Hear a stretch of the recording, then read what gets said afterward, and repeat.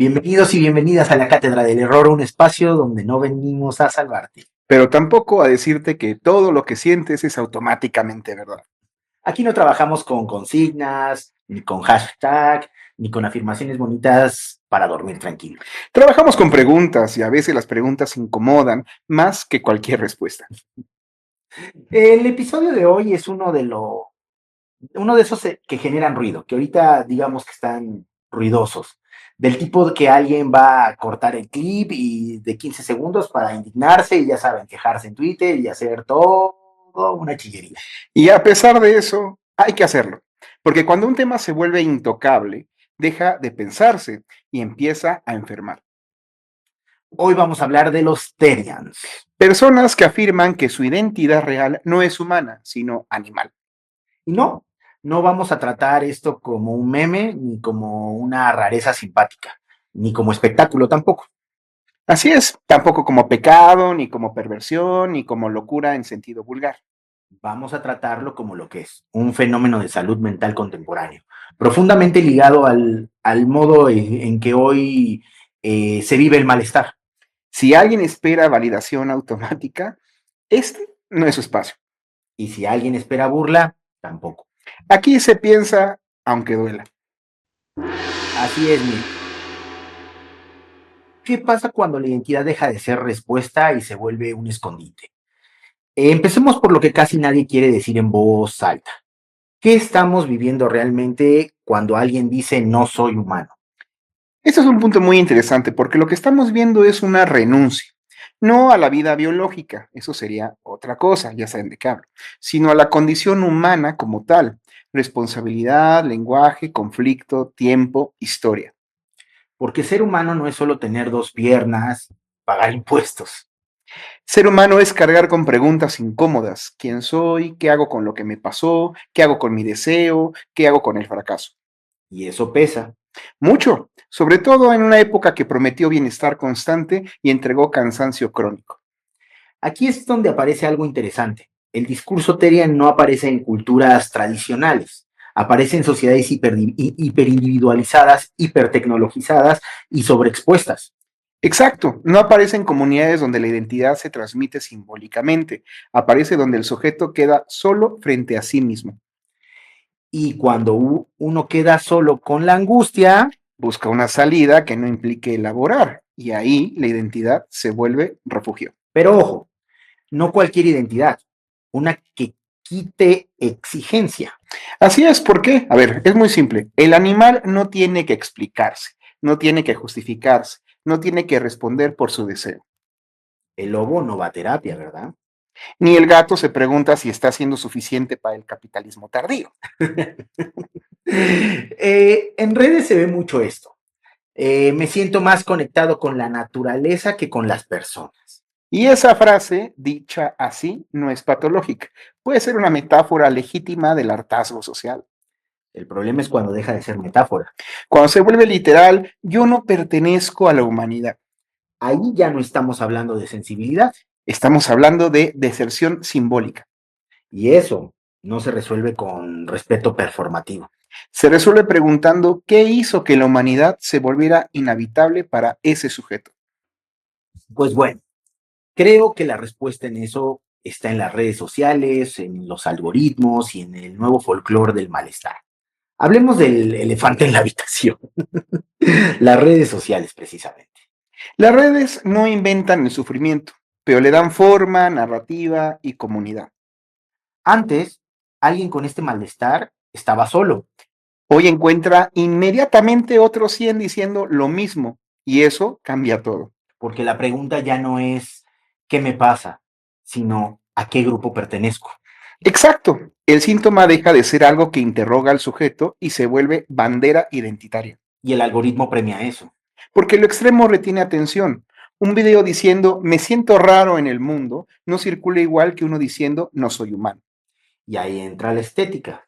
Bosques, sonidos ambientales, miradas profundas, música etérea, todo construye una narrativa de alma antigua atrapada. Casi mística. Pero es una mística sin trabajo interior, es consumo de identidad. Como cuando hace años Trumbull romantizaba la depresión, ¿se acuerdan? Exactamente. No se preguntaba cómo salir, sino cómo verse bien estando mal, Hoy no se pregunta cómo elaborar el dolor humano.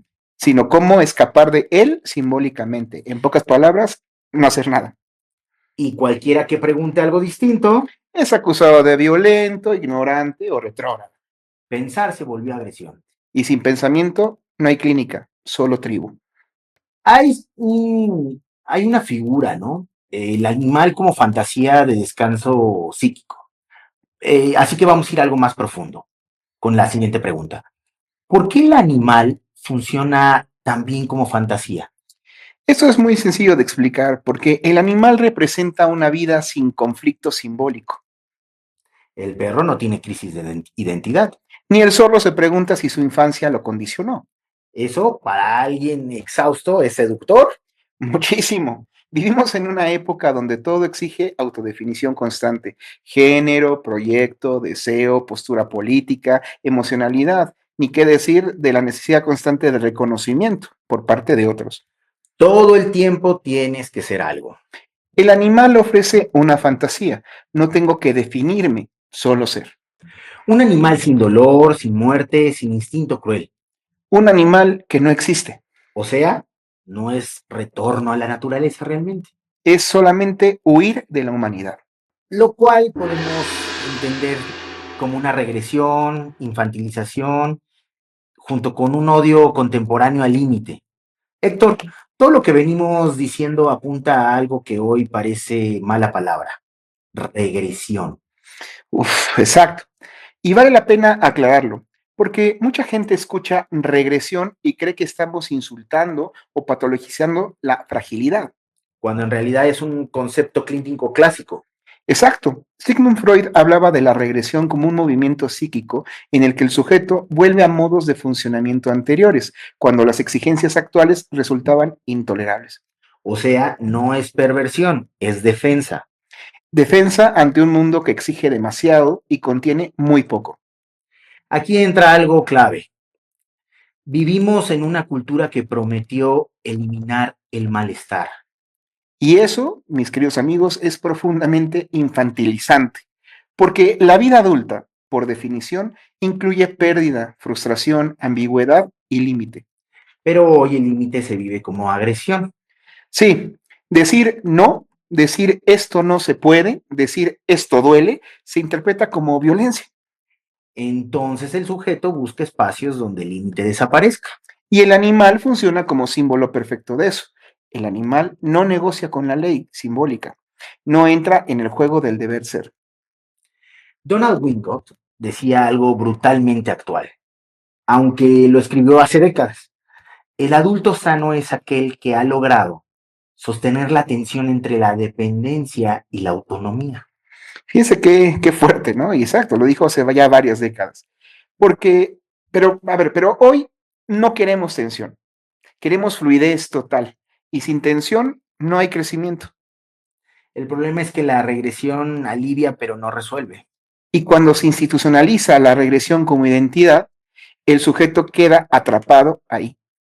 como Peter Pan con, con comunidad digital.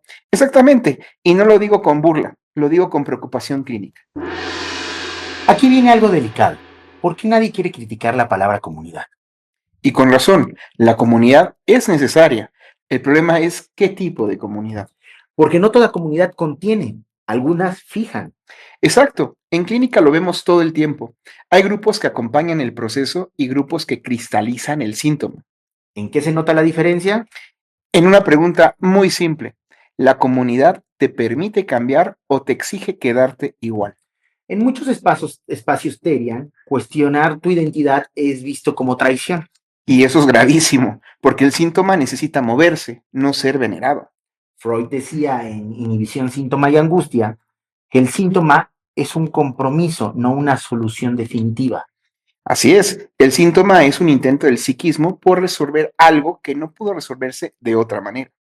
Pero si conviertes el síntoma en identidad, Dejas de escuchar qué venía a decirte. y entonces el sufrimiento se cronifica. Sí, se vuelve parte del yo. Ya no se sufre por algo, se sufre siendo algo. Como esos grupos donde se confirman mutuamente que no pueden cambiar. Exactamente. Eso no es acompañamiento, es encierro con abrazo. Ahora, en estos días pareciera ser que el cuerpo humano se ha convertido en un campo de batalla. Hemos hablado de la identidad, de las redes, de la comunidad, pero hay algo central, el cuerpo. Totalmente. El cuerpo humano es límite. Tiene sexo, edad, historia, enfermedad y muerte. Y eso molesta a veces. Mucho. El discurso Ferian suele decir, este cuerpo no me representa. Como si el cuerpo fuera una carcasa intercambiable. Y ahí hay una fantasía peligrosa, creer que el sufrimiento viene del cuerpo, cuando muchas veces viene de la historia inscrita en él. Merleau-Ponty decía que el cuerpo no es algo que tenemos, sino algo que somos.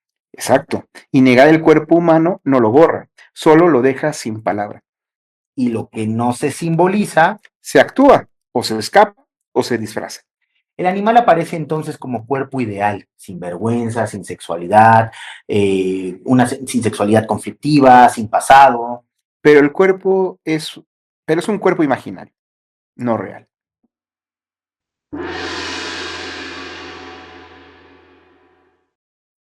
Ahora, aunque incomode, ¿por qué este tema, este asunto de los Terian, sí es cuestión de salud mental?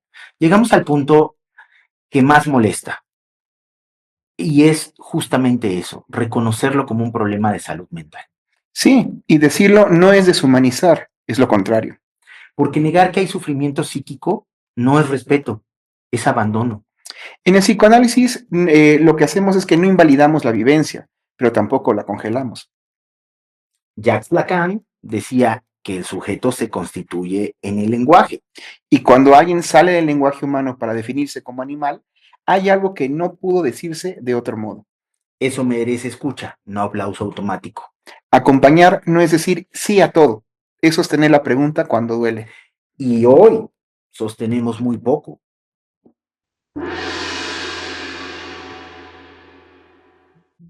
Entonces, digamos, para ir cerrando, podríamos decir que hay que volver a habitar lo humano. No eres un animal, eres una persona a la que le duele ser humano, Y eso no te hace débil. te hace humano.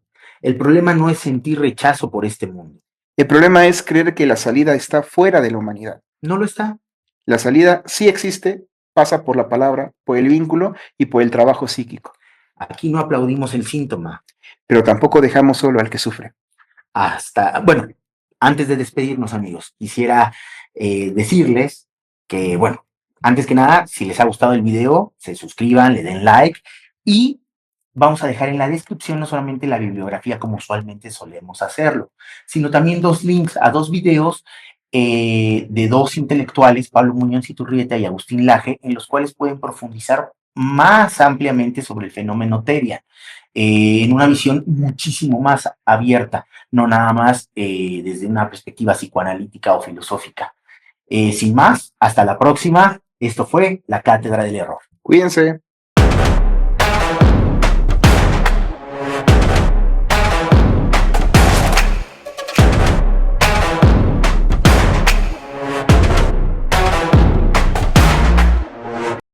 Hay veces que necesitas hablar sobre muchas cosas que no sabes exactamente qué son. Te invito a que me escribas al 55 2709 2545. Soy Héctor Chávez Pérez y me encantaría poder trabajar en tu análisis.